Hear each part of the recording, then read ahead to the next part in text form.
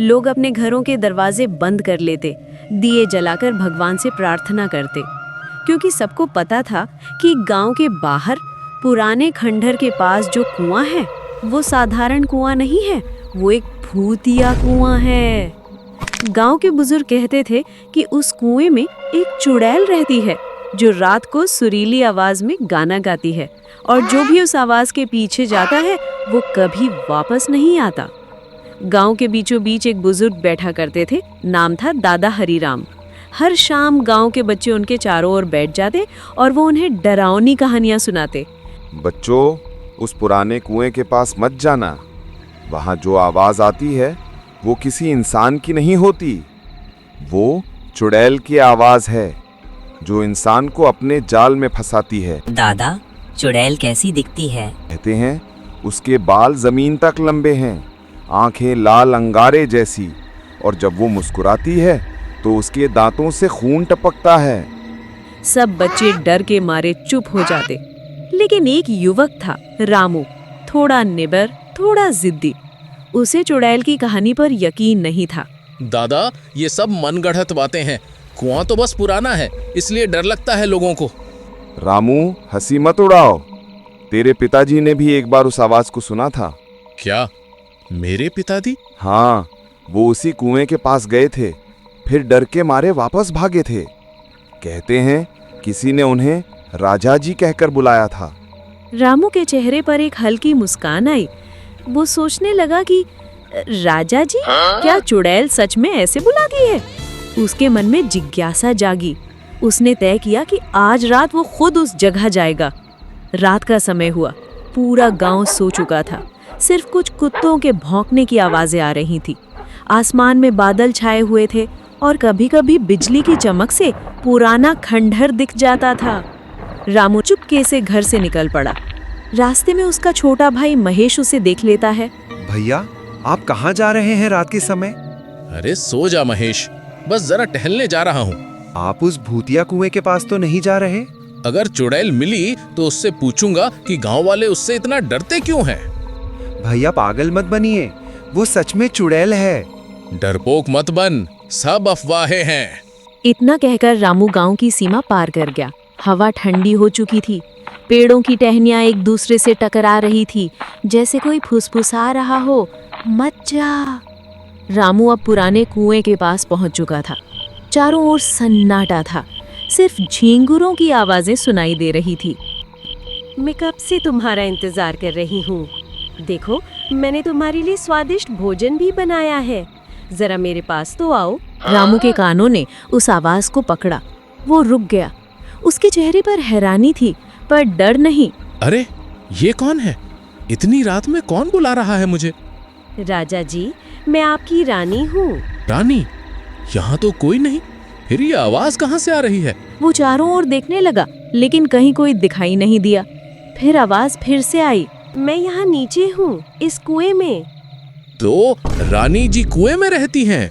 अच्छा, तो बताइए क्या पकाया है मेरे लिए? आज मैंने तुम्हारे लिए बहुत खास खाना बनाया है, तुम्हारा सर। रामू की हंसी अचानक रुक गई।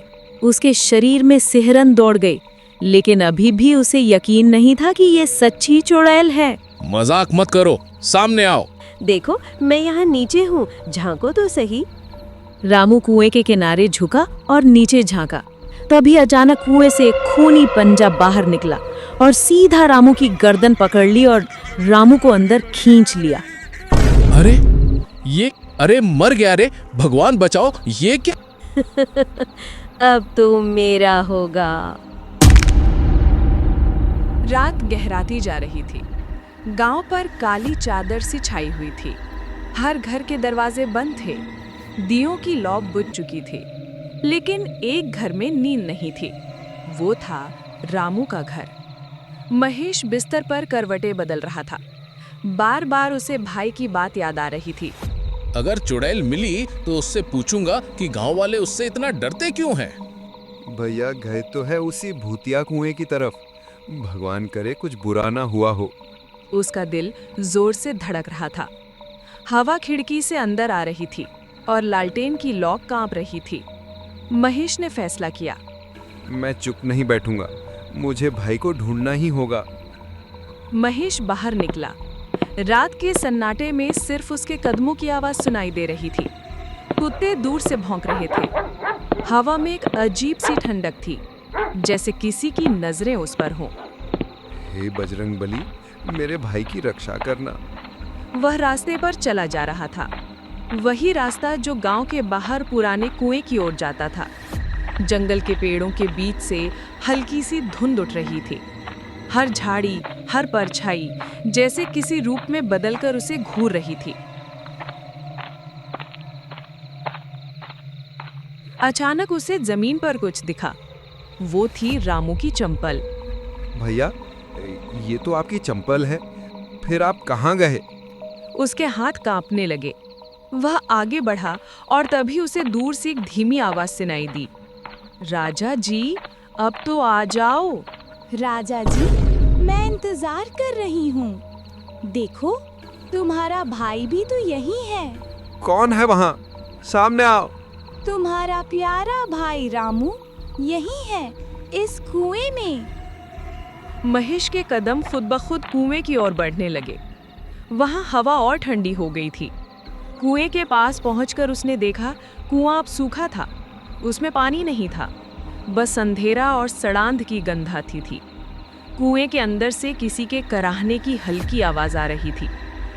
भैया, क्या आप नीचे हैं? महेश, मुझे बचा ले, ये चुड़ैल मुझे मार डालेगी। महेश के आंसू निकल पड़े।